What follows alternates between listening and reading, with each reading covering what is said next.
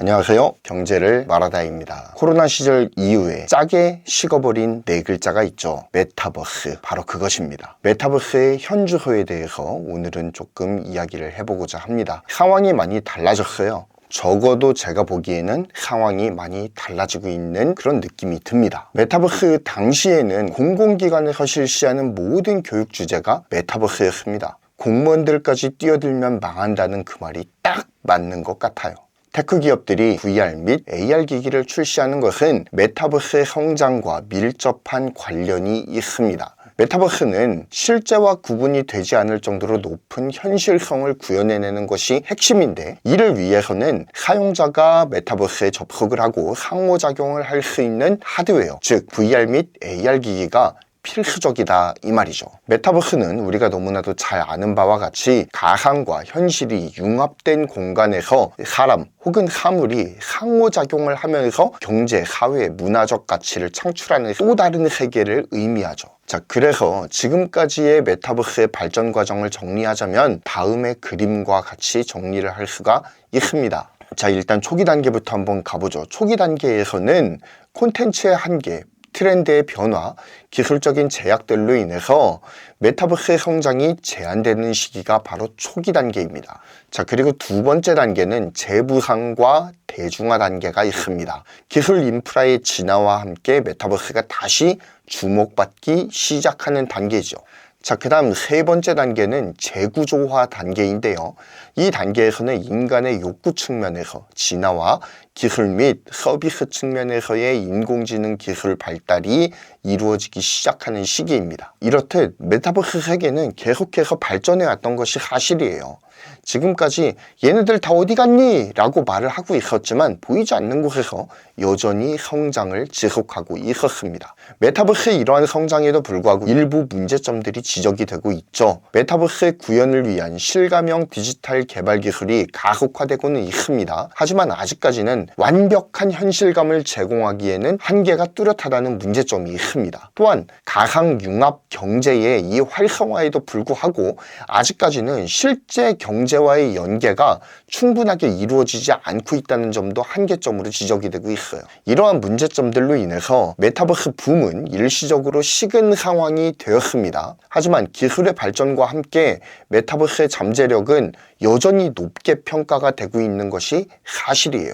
아까도 말씀드렸잖아요. 보이지 않는 곳에서 꾸준하게 성장하고 있었다고 말이죠. 특히 이 메타버스를 활용한 교육 운영 및 취창업 지원, 그리고 미래 성장 동력으로서의 메타버스 활용, 메타버스 플랫폼과 콘텐츠 비즈니스의 성장, 메타버스를 활용한 기업 채용 문화의 변화 등등등 다양한 분야에서 메타버스의 활용 가능성이 제시가 되고 있는 상황입니다. 이러한 트렌드는 메타버스의 재부상을 예고하고 있죠. 마이크로소프트, 메타, 애플, 구글 등의 글로벌 빅테크 기업들은 메타버스 시장의 선점을 위해서 증강현실, AR, 가상현실, VR 이러한 콘텐츠를 즐길 수 있는 하드웨어 출시 경쟁을 벌이고 있습니다. 저변이 확대되고 있는 거예요. 이들 기업들은 각자의 VR 및 AR 기기를 통해서 사용자들이 메타버스에 더욱 풍부하게 접근하고 경험을 할 수 있도록 함을 통해서 메타버스 생태계를 확장하고자 하는 중입니다.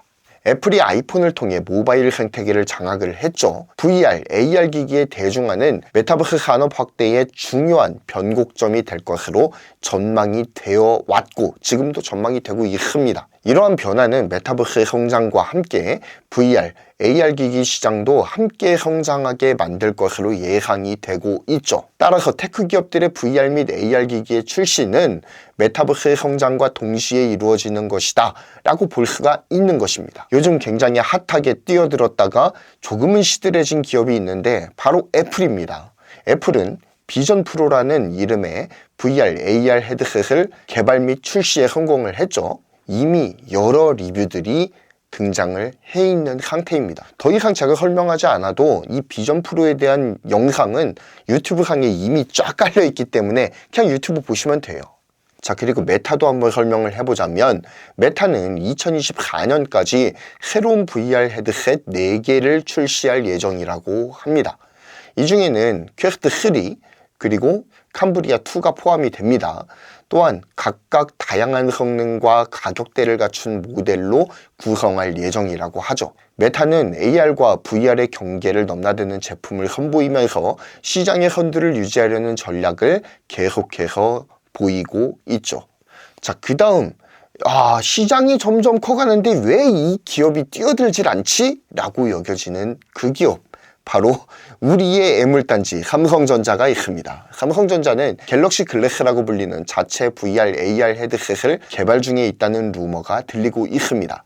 또한 이 제품은 초기에 삼성 인피니트라고 하는 코드명으로 알려져 있기도 하죠. 코드명이 나왔다는 것은 이게 단순히 루머로 그치는 것이 아니라 실제 제품으로 나올 가능성이 크다는 점을 증명하는 하나의 근거로서 작용을 할 수가 있겠습니다. 삼성이 계획하고 개발하고 있는 이 제품은 고해상도 4.3K 디스플레이와 퀄컴의 최신 XR2 Gen2 플랫폼을 사용해서 AI 기능을 대폭 강화할 것으로 예상이 되고 있죠. 또한 구글과의 협력을 통해서 안드로이드 생태계를 기반으로 하는 개발자들에게 강력한 도구를 제공할 계획이라고 합니다. 이렇듯 각 기업들은 VR 기술을 통해서 사용자 경험을 한 단계 끌어올리고 시장에서의 경쟁력을 강화하기 위해서 다양한 기술적 혁신을 추구하고 있는 상황입니다. 앞으로 이들 기기가 어떻게 시장에 도입될지, 그리고 사용자들에게 어떤 새로운 경험을 제공해 줄지가 주목이 되고 있는 상황입니다. 빅테크 기업들이 VR 및 메타버스 시장에 참여하는 것은